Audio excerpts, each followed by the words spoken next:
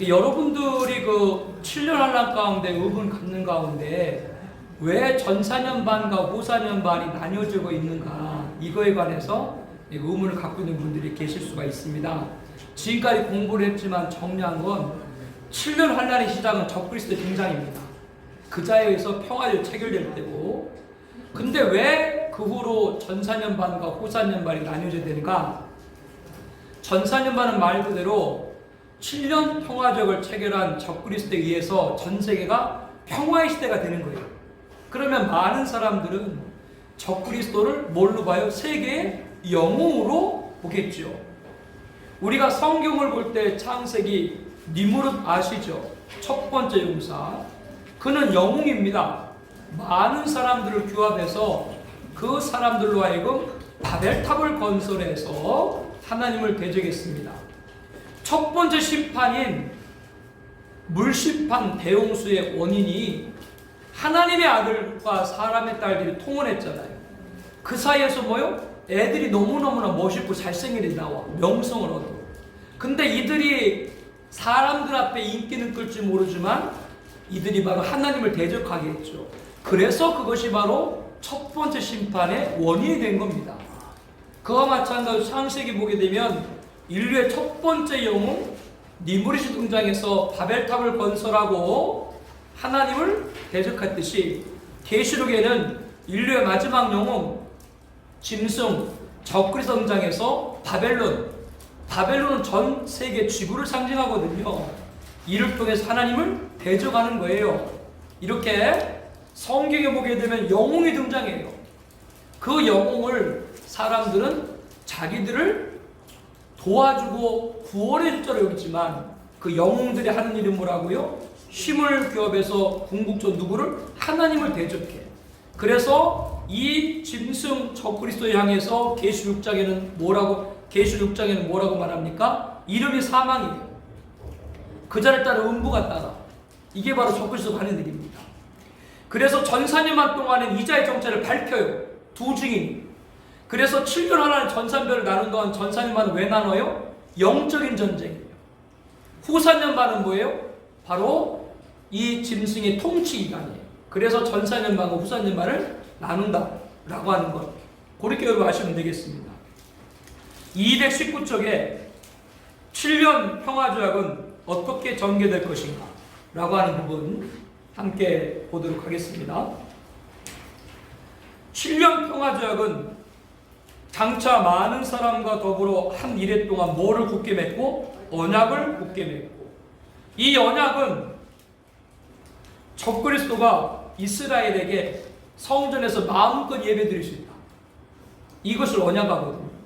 근데 이 언약이 이스라엘에게는 예배지만 전 세계로 봤을 때는 전 세계의 평화다. 왜?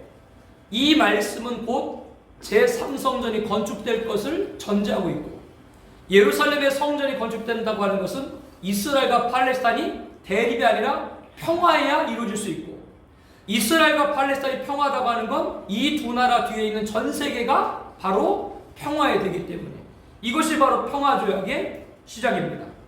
그런데 절반, 이래 중간에 언약이 깨져요. 제사를 못 드리게. 그러니까 뭐요? 전 세계에도 뭐요? 다시 이 분쟁이 시작이 되는 거예요. 그래서 이러한 시간들의 모습을 속에서 7년 언약이 전개가 되고 중간을 기점으로 그 언약이 파기된다. 그렇기 때문에 이 말씀을 보게 되면은 7년 평화조약에는 뭐가 있어요? 제3성전도 반드시 건립된다. 제3성전 우리와 아무 관계가 없어요. 그러나 제3성전 유대 근본주의자들, 그들에 의해서 꼭 성전을 져야 된다 라고 해야만 되는 자들. 그래서 제3성전은 우리와 관계가 있는 것이 아니라 종말의 빈거, 종말의 증거다.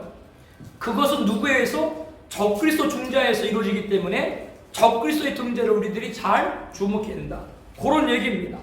거기에 나와 있는 얘기들은 이 7년 평화적의 시작, 제3성전 건축의 전 세계의 데탕트, 평화, 이러한 배경들이 있을 것을 쭉 말씀해 보고 있습니다. 220쪽에 보게 되면 솔로몬 이름의 뜻이 알죠? 뭐예요? 평화. 다윗 때 다 준비했어도 성전에. 누구 때? 솔로몬 때. 왜 그랬어요? 다윗손에는 뭐가 많아요? 이 말은 바꿔 말하면 성전은 전쟁 시대에 건축할 수가 없어요. 평화 시대에 건축돼. 즉 제3성전이 건축되는 건 뭐예요? 전 세계가 평화 때 가능하다. 그 일을 하는 게 누구라고요? 적그리스도고요. 지금 제가 이렇게 말씀하고 있는 부분들, 이게 상징입니까? 이게 어떻게 상징이에요? 실제지. 그런데 이게 파괴되죠. 파괴되는 것은 다른 것이 아니라 여러분들이 어떤 것과 연결하게 되냐면, 과거에 안티오코스 에피파네스가 성전을 더럽혔잖아요. 그때 이스라엘이 그 성전을 되찾겠죠. 여러분이 아는 뭐예요? 마카비 혁명, 수전절. 요한복음에도 나오죠. 수전절이라고 나오지 않습니까? 즉 처음에는 이스라엘이 적그리스도가 예배를 자유롭게 드리게 되니까 그를 추앙했는데, 전사님한테 딱 가가지고 이 적그리스도 자기를 뭐라 그래요? 하나님이라고 얘기해보니까 이스라엘 받을 수가 없어. 그때 막 혼란스럽겠죠. 그 혼란스러울 때 이 이란을 중심으로 한, 이스라엘을 없애려고 한 이란을 중심으로 한 자들, 그리고 적그리스도가 제3선을 건축하게 했으니까 이란은 좋아할 리가 없어요. 그 자를 몰아내기 위해서 이 이란을 중심으로 한 남방 세력들이 적그리스도를 찔러, 이것이 바로 마지막 전쟁, 전사년만 끝에 있을 마지막 전쟁, 핵전쟁, 유보라 전쟁, 제3차 세계를 발발, 이러한 일들이 예측입니다. 이런 일이 진행될 것이다. 이 전쟁 가운데 우리가 던져주면 돼요? 안 돼요? 안 되기 때문에 아까 전사년반의 영적 전쟁에서 진리를 사수한 교회들은 뭐예요? 후사년반 전쟁 때, 짐승치 때 예비처에서 보호를 받는 거예요. 그 예비처가 우리가 지난 시간에 성경 때 배웠던 바로 요한계시록 7장 15절부터 등장해 있는 말씀입니다. 이런 얘기들을 쭉 하고 있으니까 여러분들이 거길 보시면 되겠고, 지금 전 세계가 가만히 보게 되면은 지금도 크게 4대 세력으로 나뉘는 걸 여러분이 볼 거예요. 미국과 유럽연합은 하나죠. 우리나라는 어디에 들어가요? 거기에 들어가죠. 우리나라가 대륙은 아시아죠. 대륙은 아시아에도 세계에서는 우리나라를 뭐로 봐요? 아시아로 안 봐요. 우리를 서방으로 보지. 대한민국은 서방으로 보죠. 아시아로 안 봐요. 그러니까 우리나라도 미국과 유럽연합으로 들어간다고 봐야 돼요. 그렇게 봐야 돼요. 요런 세력이 하나 있죠. 그 다음에 러시아를 중심으로 전통적으로 그 과거 소련 그 세력들이 있죠. 북한은 다 그쪽이고. 그 다음에 지금 이란이 있죠. 이란을 여러분 중동을 잘 봐야 되는데, 중동에는 사우디아라비아 대표적으로, 그리고 이란이 있죠. 근데 사우디아라비아와 이란은 완전히 달라요. 사우디아라비아는 우리가 말하는 아랍말을 쓰는 아랍 민족인데, 이란은 아랍인들이 아니에요. 페르시아인이에요. 원래 이란은 이슬람교도 아니었어요. 원래 이슬람교도 믿지 않았어요, 이란은. 그런데 역사 가운데 이슬람 세력에 의해서 이슬람화가 돼서 지금은 이슬람 가운데 시아파의 종족이 된 거지, 이란 사람들은 자기가 아랍이라는 거 싫어해요. 이란 사람 자기 아랍이라는 거 싫어해요. 제가 이 말씀 드린 건 중동이라고 다 같은 이슬람이 아니에요. 우리가 알고 있는 사우디 있죠. 그리고 카타르 있죠. 아랍에미레이트 있죠. 이런 나라는 다 미국 편이에요. 미국 편이라고요. 이슬람이지만 미국 편 순위파. 그러나 우리가 알고 있는 이란, 시아파, 이라크도 원래 시아파예요. 그런데 후세인이 순위파예요.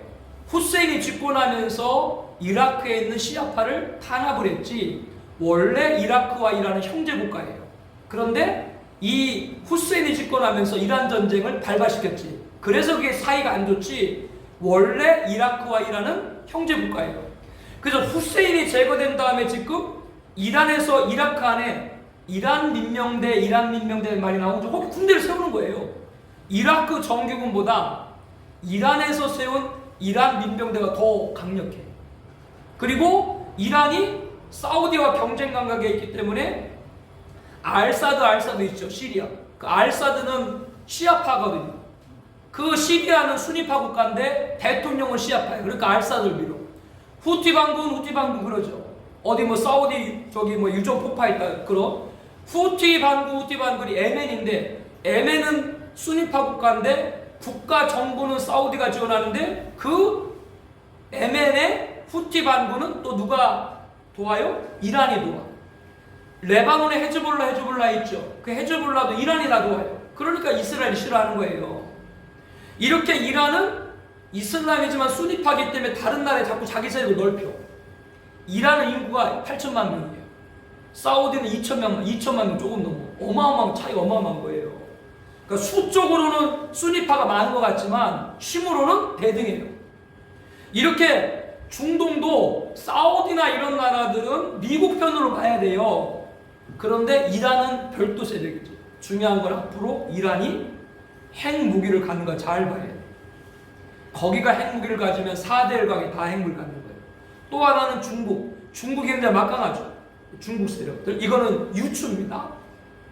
전 세계가 이렇게 미국과 유럽의 서방, 이란과 그 중심의 남방, 러시아와 그 중심의 북방, 그리고 같은 중국과 남방, 이렇게 지금도 거의 나누고 있죠. 네등분하고 있죠. 이게 나중에 핵전쟁 때에 붙어요.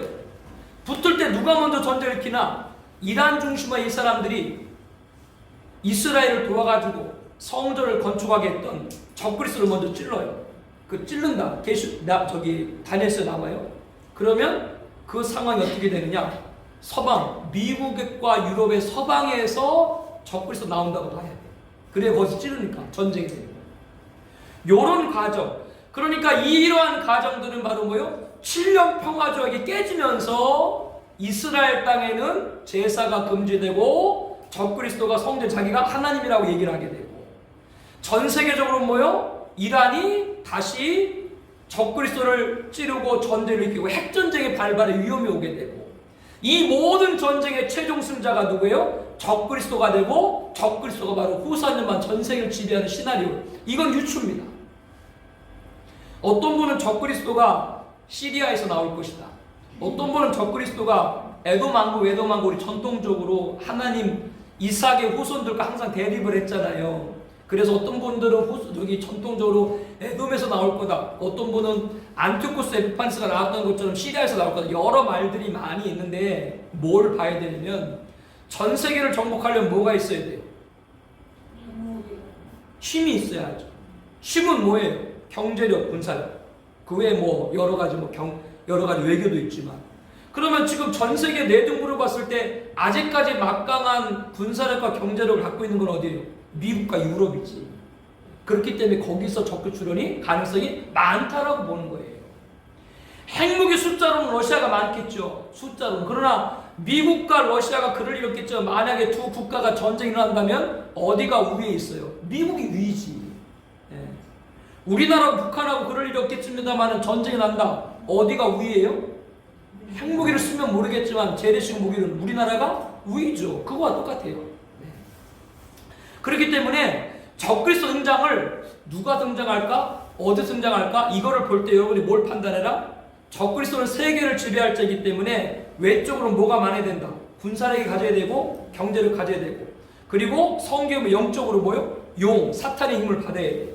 그리고 음료, 거짓 선자, 이 종교적 힘을 받아야 돼. 그렇기 때문에 배교라고 하는 건 무슨 일이냐? 바로 교회가 적그리스도를 받아들이는 모든 작업들인 거예요. 배교는. 왜? 종교가 일치가 돼야 정치도 하나로 통일할 수가 있기 때문에.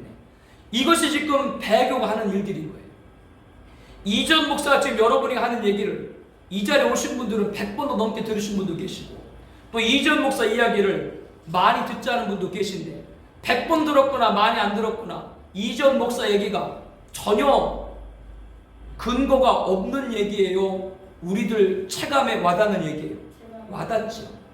지금 누군가의 등장을 위해서 모든 정치적, 이념적, 군사적, 문화적 하나로 다 지금 일치대가 되어 있어요. 교황이 지난주 어디 갔어요? 이란 갔어요. 2년 전에는 아랍에미 첫 번째 중동국가 발표를 저기 갔어요. 왜 교황이 자꾸 다 댕겨요? 1000년 동안 갈라졌던 동방종교, 서방종교. 원래 하나였는데 러시아 중심의 동방종교와 지금 우리가 말하는 로마 캐톨릭은 서방종교잖아요. 분리됐죠. 1000년 동안 원수. 하나가 돼요. 자꾸 그런 일을 지금 진행하고. 그렇게 전 세계 종교를 통합하는 로마 캐톨릭과 개신교 인사가 손잡는다. 그거는 개신교도 어디로 가고 있다? 종교 통합, 배교, 누구 등장? 적그리스도 등장을 준비하고 있다. 어제 우리들이 주목해야 될 뉴스가 나왔습니다. 로마 캐톨릭에서 공식적으로 동성애는 죄다 라고 밝혔습니다. 좀 의외죠. 거기서 뭘 얘기했냐면 교회 밖에서 동성애자들이 핍박을 받는 건 안 된다. 교회 밖에서. 그러나 교회 안에서 동성애는 하나님이 죄라고 했기 때문에 그건 용납할 수 없다. 이렇게 딱 얘기했어요. 여러분들 좀 충격이죠. 그동안 생각하기엔 천주교가 굉장히 동성애나 성소수 사이에 굉장히 옹호적인 걸 알았는데 왜 이런 얘기할까? 여기서 저는 어떤 메시지가 듣냐면 로마 캐톨릭도 동성애가 죄라고 말하는데 교회가 죄가 아니다라고 얘기해요. 이걸 하나님이 지금 포기하는 거다 좀 보여요. 동성애라든가 이런 걸 결국적으로 다 들어가게 되면 그 끝에 뭐가 있어요? 다 배교가 있는 거예요. 그 끝에. 그 끝에는 배교, 결국엔 배교인 거예요. 모든 게 다 하나고 다 용납하자 그 얘기거든요. 누구의 등장? 적그리스도 등장. 지금 여러분과 얘기를 나누면서 평화에 관한 얘기를 나누면서 여기까지 얘기를 나눈 거예요. 평화의 시대가 도래하고 그 이유는 자꾸 코로나 팬데믹 위기가 자꾸 와요. 이런 위기가 자꾸 왔을 때 사람들 누구를 원해? 이거를 해결할 영웅을 구해. 그 마지막 영웅이 누구예요? 적그리스도예요. 너무너무 좋아. 그런데 전사회가 끝나고 정체를 드러내. 유대인들을 핍박을 해. 그 틈에 이란 중심으로 남방왕들이 그들을 공격을 해. 그를 통해서 전 세계가 핵전쟁이 벌어져요. 그를 통해서 그 전쟁의 승자가 누구예요? 적그리스도예요. 그 자가 이제 전 세계를 지배하게 되고 거기에 떨어지게 되면 그 사람들은 뭐예요? 짐승뼈가 되면 영면인 거예요. 교회 시대 지금은 우리가 어떤 죄를 범해도 회개하면 용서받죠. 그러나 교회 시대가 끝나는 종말 시대에는 후사년 말에는 교회 시대 성령 시대가 끝났기 때문에 그때 짐승표 받으면 회개 용서를 못 받아요. 그렇기 때문에 지금 이걸 해야 돼요. 여기서 떨어지면 그 사람은 용서 못 받아요. 요런 얘기를 지금 7년 하려고 연결해서 쭉 하고 있는데 여러분들이 조금 잘 스스로 정리해 주시길 바랍니다. 목사님들은 학습 능력이 좋기 때문에 한마디를 하면 10가지를 다 정리해요. 안 그래도 그냥 한번 하세요. 결론은 그거예요. 평강의 왕이 누구예요? 예수님. 그 예수님 흉내낸 누구예요? 적그리스도. 그대로 흉내내요. 그대로 흉내냅니다. 여기에 깨어있는 게는 속지 말라. 이게 결론입니다.